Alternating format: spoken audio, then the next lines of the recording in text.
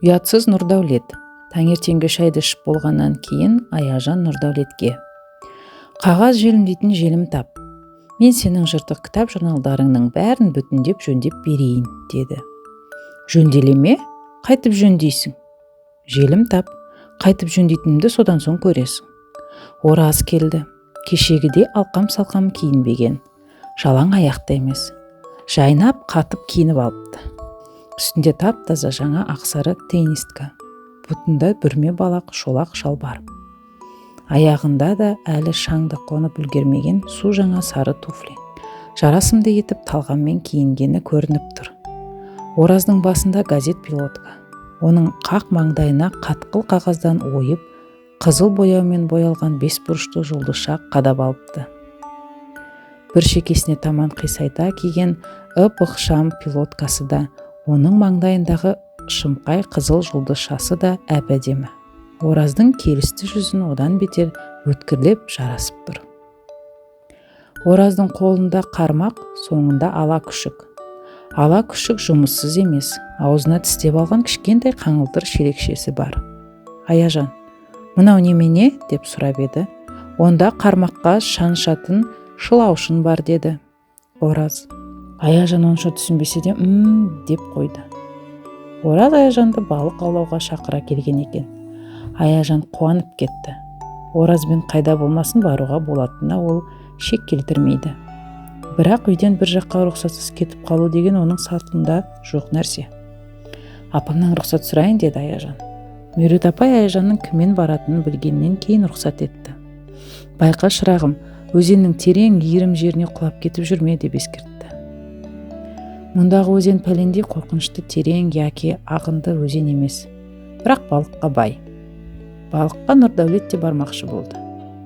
Біресе үйден, біресе қораның ішінен, біресе шатырдан іздеп қармағын таба алмай жүр. «Апа, қармағымды көрдің бе?» Меруерт апайдан сұрайды. «Емен бағып отырмын едім».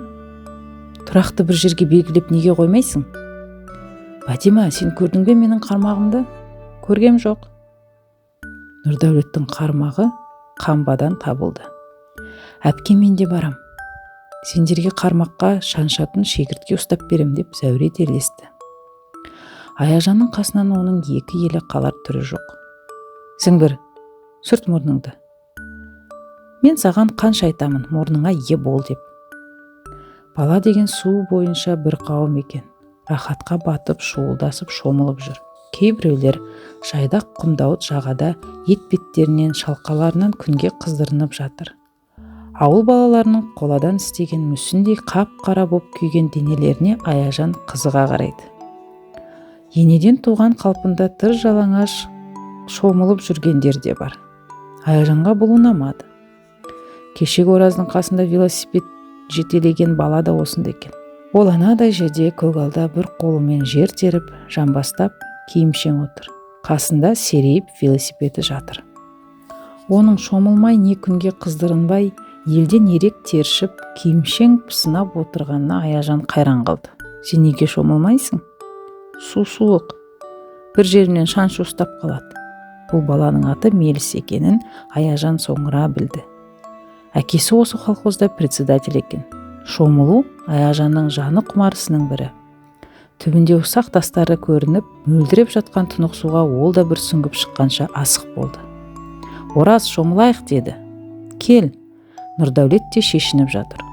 Ол трусиіне дейін сыпырып тастағанын көріп Аяжан: «Ұятсыз, трусиіңмен шомыл», деді. Нұрдәулет тыңдаған жоқ. Жағада күнге қыздырынып жатқан біреулердің үстінен секіріп өткен бойда суға барып күмп берді. «Ұятсыз Нұрдәулет». Қуғын. Ораз 4 балық ұстағанша Нұрдәулеттің қармағына бірде балық ілікпеді. Онысына қасындағылар кінәлі тәрізді. Шытына бәркімге бір тиісіп, сынықтан сылтау іздеп ыза болып жүр. Біресе Оразды «Сен маған шылаушынның кішкентайын бересің», деп кінәлайды. Біресе «Әрі тұр, балықты үркіттің», деп зәуреге тиіседі. Енді бірде «Тәйт жоғал», деп майлаяққа зекиді. Ораз Нұрдәулеттен іргесін аулақ салуды мақұл көрді. Нұрдәулеттің қасынан алыстап, ол төменірек барып отырды. Онысы сәтсіз болған жоқ. Жеделдетіп бірінің соңынан бірі тағы да 2 ақ балық ұстады. Нұрдәулеттің іші күйе түсті. Ораз қармағына жаңа шылаушын кигізді де жайлап суға тастады. Екі көзін қалқыдан айырмай бағып отыр. Кенет оның дәл алдындағы суға добалдай бір тас келіп түсті де шолп ете қалды. Бұл кім деп Аяжан, Зәуре бәрі жалт қараса, ақсиып тұрған Нұрдәулет. Маңайда одан басқа тірі пенде көрінбейді. «Ей, бұның не?»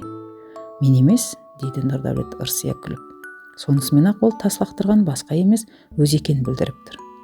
Қармақтың қызығына Аяжанды елтіп отыр еді. «Сен немене, ақымақ болдың ба?» деп ол Нұрдәулетке шытына қарайды. Нұрдәулетпен байланысуды Ораз қажетсіз деп тапты. Орнынан түрегеліп, одан да төменірек барып отырды. Аяжан мен Зәуре оның соңынан қалмады. Нұрдәулет те бермен жылжып, әлгінде Ораз қармақ салған жерге келді. Қармағының қалтқысын бағып, Ораздың тағы да тына қалған кез еді. Дәл алдындағы суға бірінен соң бірі шолп-шолп етіп, екі тас келіп түсті. Жалт қараса Нұрдәулет үшінші тасты құлаштап лақтырғалы жатыр екен. «Бұзақы, бұның не?» деп дауыстады Аяжан. «Мен сендерге балық ұстатпаймын». «Неге? Сен жын ұрды ма?» деді Ораз. «Жын ұрған мен емес, сенің шешең ғой. Тауға отынға барғанда шешеңді жын ұрып, содан керең болып қалғанын білмейсің бе?» деді Нұрдәулет тақтақ етіп. Мына сөз Аяжанның төбе құйқасын шымырлатып жіберді. Ал Ораз болса төбесіне жай түскенде сұп-сұр болып қалшиып үнсіз отырып қалды да, содан соң қолындағы қармақты қоя салып ұшып түрегеп Нұрдәулетті қуып кеп берді. Сақтанып тұрған Нұрдәулет безіп қаша жөнелді. Шоқиып отырған ала күшік Ораздың соңынан ол да атып жөнелді. Үшеуі бірін-бірін қуып түйдектеліп барады. Алдыңғы жақ шұңғыл өзекше еді. Нұрдәулет зымыраған қалпымен соған түсіп көрінбей кетті. Ала күшік Оразды басып ұзып, Нұрдәулеттің соңынан ол да жоқ болды. «Майлаяқ, айт, қап!» деп Ораз айтақтап келеді. Лезде-ақ арғы беткейде жан ұшырып жүгірген Нұрдәулетті қарасы көрінді. Ала күшік өкшелеп жетейін деп қалыпты. «Қап, Майлаяқ!» Ораздың бұйрығын естілген сайын Майлаяқ екілене ұмтылды. Оның көзі Нұрдәулеттің кең балақ шалбардың ішінен жалт-жалт еткен жалаңаш балтырында еді. Нұрдәулетте ес қалған жоқ. Артына жалтақ-жалтақ қарап, Майлаяқтан құтылмасын көріп келеді. Әне жетті Майлаяқ. Арс етіп алды балақтан. Оның тұмсығы денесіне дарыр-дарымастан-ақ Нұрдәулет баж ете қалды да ұмар-жұмар домалап түсті. СССР 101. Жер, ай. Арада бірнеше күн өтіп кетті. Бір күні кешке қарай Нұрдәулет үйге еліріп кіріп келді. «Аяжан, киноға барасың ба?» «Барам, қандай кино?» «Таудағы застава». «Мынау деген шпиондарды көрсетеді». «Мен де барам», деді Зәуре. «Қарыңдарың ашады, бір-бір кеседен айран ішіп алыңдар», деп Меруерт апай желіккен үшеуіне бір-бір жапырақтан нан ұстатып, бір-бір кеседен жаңа ұйыған тәп-тәтті уыз айран құйып берді. Ішіп жеп болғаннан кейін Аяжан, Нұрдәулет, Зәуре үшеуі клубқа қарай келе жатты. Жолдағы бір үйдің қорасының алдында бір топ бала жиылыпты. Алқа қотан дөңгеленіп, әлденені тамашалап тұр. Ду-ду етіп мәз-мейрам күліседі. «Аналар неғып тұр?» деп сұрады Аяжан Нұрдәулеттен. «Еріккен соң итпен ойнап тұр да». «Барып көрейікші?» «Немене, ит көрмеп пе едің?» деп Нұрдәулеттің барғысы келмеді. Аяжан мен Зәуре жүгіріп балалардың қасына келді. Ортада Ораз бен Майлаяқ. Ораздың бір қолында кішірек шыбық таяқша, екінші қолында дөңгелек шеңбер темір. Шеңберді тосқауылдай ұстап тұрып, «Ауып кәне!» деп команда берсе, ала күшік жүгіріп келіп тесіктен зып секіріп өтеді. Айна қатесі жоқ, кәдімгідей цирктегі тәрізді. Оған сай Ораздың кейпі де аң үйретуші әртістен еш аумайды. Өзіне өзі сенімді, даусы қатал. 4-5 рет секіргеннен кейін ол Майлаяққа қалтасынан бір түйір қант алып асатып қояды. «Енді бұның айға ұшқанын көрейік», деді балалардың біреуі. «Сөйтейік, айға ұшқанын көрейік». Балалар ығысып қораның бұрышына қарай жүрді. Белағашта кендір жіппен салбыратып байлап қойған ескі темір шелек тұр. Сөйтсе бұл ракета екен. Бүйірінде бормен СССР 101, жер, ай деп жазған жазуы бар. Ораз кардон қағаздан конус тәріздетіп істеп алған дауыс қаттайтқышын аузына апарды да хабарлай бастады. Айға ұшатын ракетаның ұшыруына 5 минут уақыт қалды. Жолаушы жолдастар, билеттеріңізге сай орын алуларыңызды сұраймыз. Ораздың осылай деуі мұң екен, Майлыаяқ оның аяғына оралып тыпыршып қыңсылай бастады. Не дейсің деп Ораз оған еңкейіп құлағын тосты. Менің билетім жоқ дейсің бе? Ораз қолын қалтасына салып жіберіп, бір тілім сары қағазды суырып алды. Мә билет. Ораз ұсынған билетті Майлыаяқ аузымен қақшып тістеп алды да жерден жарты метр шамасы биіктікте салбырап тұрған ракетаның ішіне секіріп мініп алды. Тұрғандар ду күлісіп қайран қалып жатыр. Ой пәлесін-ай, бәрін білет. Билеті болмаған соң мінбеген екен ғой. Ораз шелек ракетаның аузын қоңырлау шүберекпен тарс бекітіп байлады да жайлап бұрап ширатып айналдыра бастады. Ала күшіктеуін жоқ, тым-тырыс. Кендір жіп ширатыла түсіп, бірден бірге қысқарып тартылып барады. Шелек көтеріле төбедегі арқалыққа барып тиді. Жіптің ширауы шегіне жетті. Тыңдаңыздар, ракета айға ұшырылады, құп болады, есіттік дегендей ала күшік шелектің түбін тықырлатып сәл қыңсылап қойды. Старт! Ораз осыны айтты да шелекті кері айналдырып қоя беріп кеп қалды.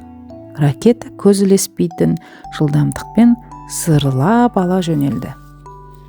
СССР 101, жер ай деген жазулар аппақ болып бұлдырап тұтасып кетті. Жіптің тарқауы бітуге жақындағанда ракетаның шырқау шегіне жетті. Тағы бір қауым уақыттан кейін ол айға жетіп, бірақ тоқтады. Ораз ракетаның есігін ашты. Жолаушы достар, айға келіңіздер, түсулеріңізді сұраймыз. Билетін аузына тістеген қалпы Майлыаяқ секіріп жерге, жер емес ау, айға түсті.